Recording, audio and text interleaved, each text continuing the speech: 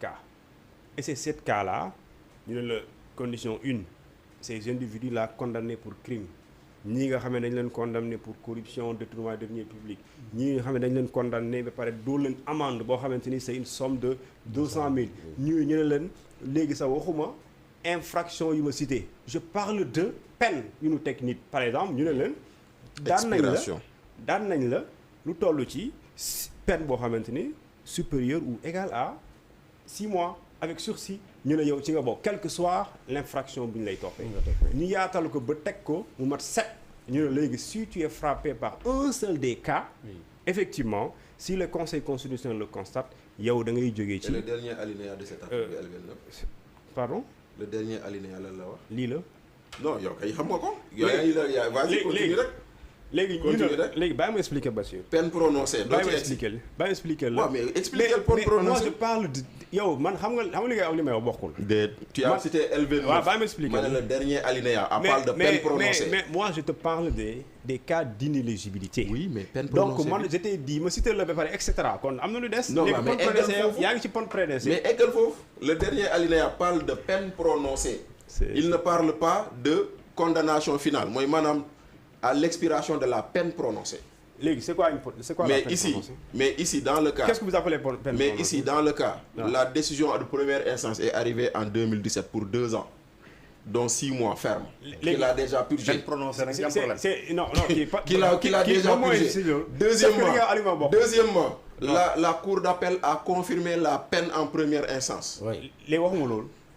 waxuma loolu de. Et la peine est prononcée en première instance. je parle de ci wax mooy c'est-à-dire 6 mois ferme yi nga xam ne code électoral def ne bu ñu la ko tëjee ak infraction bu mu def 6 mois. voilà mënutoon sans citer ci loolu lay Bachir di wax. léegi c'est-à-dire que 6 mois yooyu noonu.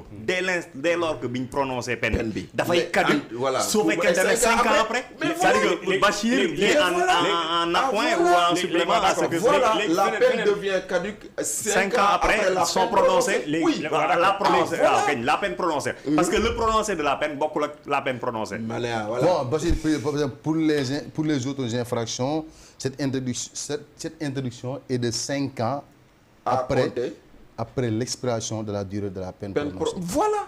Maintenant kañ la ñu prononcé peine bi. moo am solo en 2017. 2017. 5 ans après. mais les infractions yi nekkul fii quoi. mais jeex na. mais si teewul fa infraction. saa yi man de bu ma lay wax rek nee na la eggal ci dernier alinéa. waaw léegi bàyyi ma ñëw. bu ñu fa eggee rek ñu àtte ñu. man maa ngi woon ci conseil constitutionnel bi. waaw yaa wax article L29 de. maa ngi ci code électoral bi léegi ñëwaguma sax si li ngay wax par exemple ay peine prononcée ak condamnation pénale définitive waxuma yooyu parce que l'erreur qu'il faut pas faire mooy tey nga taxaw ne parce que je l'ai même vu dans le recours bi nga xam ne moom la avocat yi bind alors que ça ce n'est pas le cas parce que condamnation Barthélémy Diaz bi elle n'a jamais été définitive en 2017 c'est pas le cas ils l'ont écrit dans le recours comme quoi. Ça moom je ne le comprends pas. Mais pourquoi eux-mêmes parlent de condamnation définitive alors qu'on sait que la condamnation n'a été définitive que. mais du noonu. non mais du noonu. c'est simple c'est pas c'est 2023 d'ailleurs. c'est pas 22. pour comprendre ça. C'est fin 2022. non mais ça reste 2023. Paldi pour comprendre ça décembre 2023. pour comprendre ça.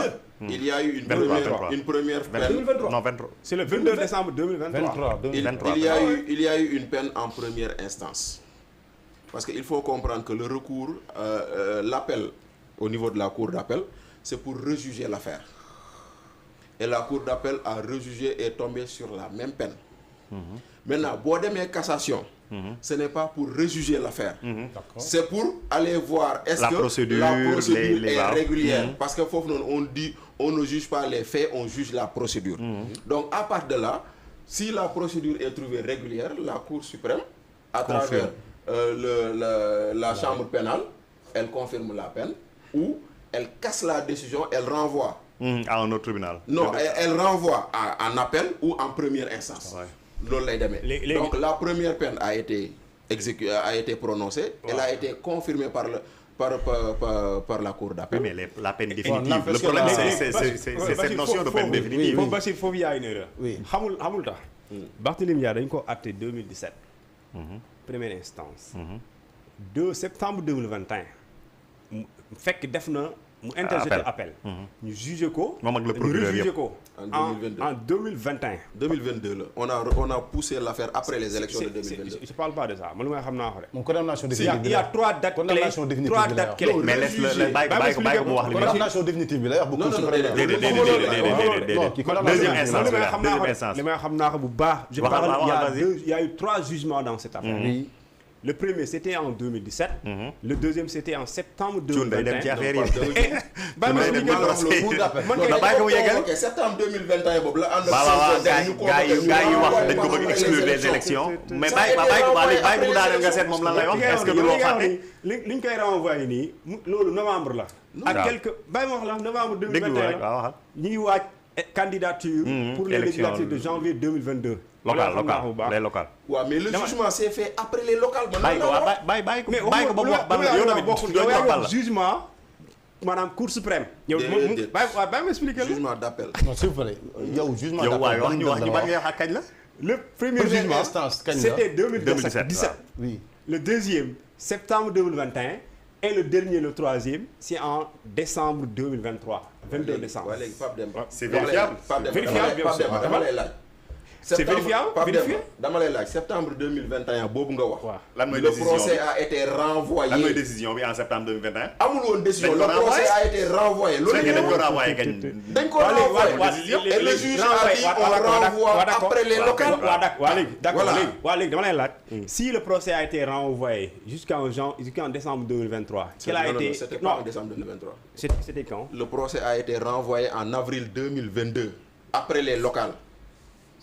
Après les locales lañ ko àtte. wallahi li may wax ak ma mais après les locales. li ma lay wax mais dans tous les cas il y a waruñu ci débattre di sonn dans tous les cas il y a eu 3 jugements. 3 c'est vrai 3 benn bi en première instance cour d'appel cour suprême lu ci ëpp solo xam lan la mooy Barthélémy Diaz a été condamné en première instance mu interjeté appel la cour suprême la cour d'appel confirmé le jugement en première instance. Mais quand? Après en 2022. léegi supposons ça date yi amul. mais non en 2022 le plus important c'est pas ça le plus important c'est quoi c'est l'élément définitif la ñuy xool ndax est-ce que vraiment le jugement a été définitif loolu la ñuy xool léegi cour d'appel daal di dëggal le jugement en première instance mu pourvoir en cassation en décembre 23 plutôt la cour suprême daal di wax ne effectivement sur le fond maanaam le droit a été dit donc ñu indi même décision mu nekk 2 ans dont 6 mois ferme c'est à partir de ces dates je dis bien foofu la décision bi nekkee une condamnation définitive parce que vraiment condamnation définitive moom ñaari condition kese la soit dafay définitive après l'épuisement des délais de recours impartis wala mu définitive suite à la décision de la dernière juridiction et c'est le cas ici. Bon li ma gis mooy Barthélémy Dias condamnation cour d'appel c'est en 21 septembre 2021 ah. waaw 21 septembre 2021 waaw. condamnation cour d'appel. cour d'appel 21 septembre 2021. condamnation non. cour d'appel condamnation cour d'appel oui 21 septembre 2021. La décision non le procès s'est fait après qu'il soit maire. Non, c'est deux bokkul. Il y a eu 2 procès avant qu'il ne soit maire. Est-ce que boobu est-ce que mooy. 2021 daal laa gis fii. Il y a eu 2 procès non parce avant que man soit maire. je vois am na un résumé de cette affaire là. mais il y a une décision numéro 219 du 16 février 2017. dans boobu vérifier bu baax de. après Barthélémy Dias a été le 22 décembre 2023 le procès de Diaz a été fait après qu'il a été élu maire. Mais loolu après là, il y a eu 2 procès antérieurs à son élection, lequel on l'appelle là. Mais est-ce que c'est pas le procès où il avait été arrêté pour injure? Non, c'est pas le même. C'est affaire Ndiago Diouf. La Cour a confirmé le verdict rendu en première instance en 2017. Oui. Ça boobu ban année la. bii 2017 la joxe bon mais c'est compliqué mais de toute façon je vais trouver. bi ñu def en 2017 donc loolu c'était en quelle année. mais bon de toute façon loolu graaw léegi du mooy mbir mi dëgg-dëgg. Et ce qu'il faut retenir les dates là c'est important mais pour plus de justesse. Ouais. Mais retenons que il y a eu 2 procès au moins avant son élection. Ben et l'autre le dernier procès c'est après son élection c'est en décembre 2023 le 22 précisément. Léegi nag c'est à partir de cette date que la décision est devenue définitive. C'est comme ça. Mënul définitive en 2017 parce que quand elle est définitive en 2017 da ngay considérer kon quelle que soit la cour supérieure bi ngay saisir même bu changer cette décision kon du soppeeku di c'est parce que pourquoi booy def pouvoir on suppose que mën nañu séntu ne décision bii ñëw mën na soppi. non cet argument là vraiment. mais c'est comme ça mais loolu non je suis d'accord avec toi je suis d'accord c'est-à-dire que vouloir faire penser que 2017 la décision bi définitive non loolu après la décision a été confirmée donc n'a pas bougé mais amoon na possibilité susceptibilité pour que cours yi différentes cours yi kase ko. léegi loolu. ci loolu moom xamal lu tax ñu bëgg ci agrippé wu mais pour man ci l'histoire de interdiction empêchement man damay wax benn affaire. Barthélémy Diaz, le 11, le préfet lui a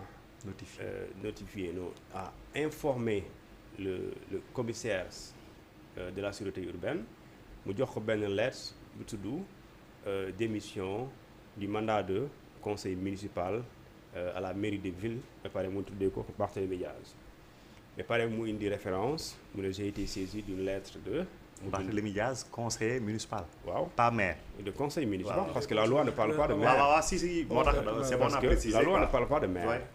Mu ne ko les références L29, L30, L277 du code électoral.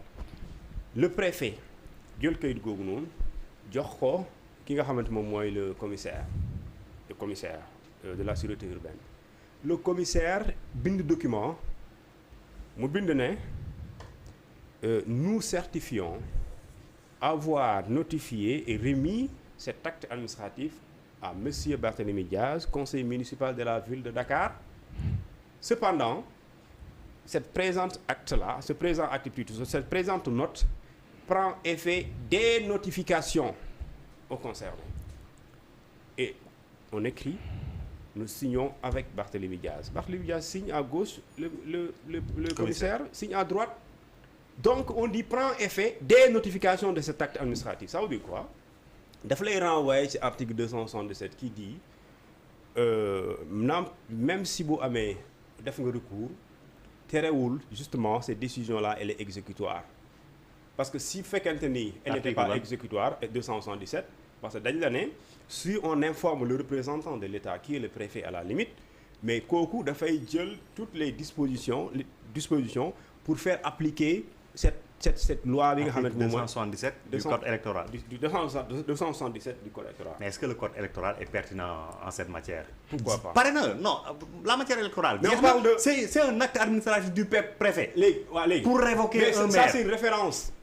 C'est une référence parce que xamul tax bu dee yow c'est pas pertinent pourquoi on met conseil municipal sachant que bu dee soo waxee conseil municipal rek élection la. non xam nga sànq kii dafa ne code électoral dafay régler mbirum élection nu ñuy falewaatee éligibilité mais même bu ñu élire ba pare da ci dugg même nit ki bu ñu ko élire ba pare da ci dugg kon parce que bu doon du ci dugg doo mës a gis mu mentionné conseil municipal kon lu si yoonam ci conseil municipal ginnaaw ba bi nga doonee candidat nga woon kon day yem ci statut candidat mais dafa jéggi statut candidat mu wax conseil municipal mu ne la bu dee yow conseil municipal ngi da nga nekk si situation d'inéligibilité wala d'incompatibilité bu sa kenn si askan nekk si yéen d'accord bu la clamé ci préfet bi effectivement yow bu ñu gisee ne noonu la dañ la ci génne on te déclare démissionnaire et pourtant dañ la nga falu de bu doon ay rëcc nga dañ mel ni rëcc nga pourtant rëccu même boo fa nekkee bu dee sakkaa la dañ lay génne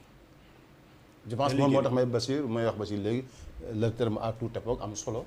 waaw mais titre bi lan la. titre bi foofu lan la. c'est le contentieux électoral. non inéligibilité condition d'inéligibilité et d'incompatibilité. c'est-à-dire man aujourd'hui encore une fois Pape Demba. encore une fois je refuse de rentrer dans ce juridisme là xam nga lu tax toll nañ ci étape boo xam ne au moins il y a un acte posé par la personne qui pense que on lui a on lui a dépossédé de ses droits. Aujourd'hui, qu'est-ce que pense Pape Demba, qu'est-ce que pense Bachir, qui a tort, qui a raison, c'est pas important.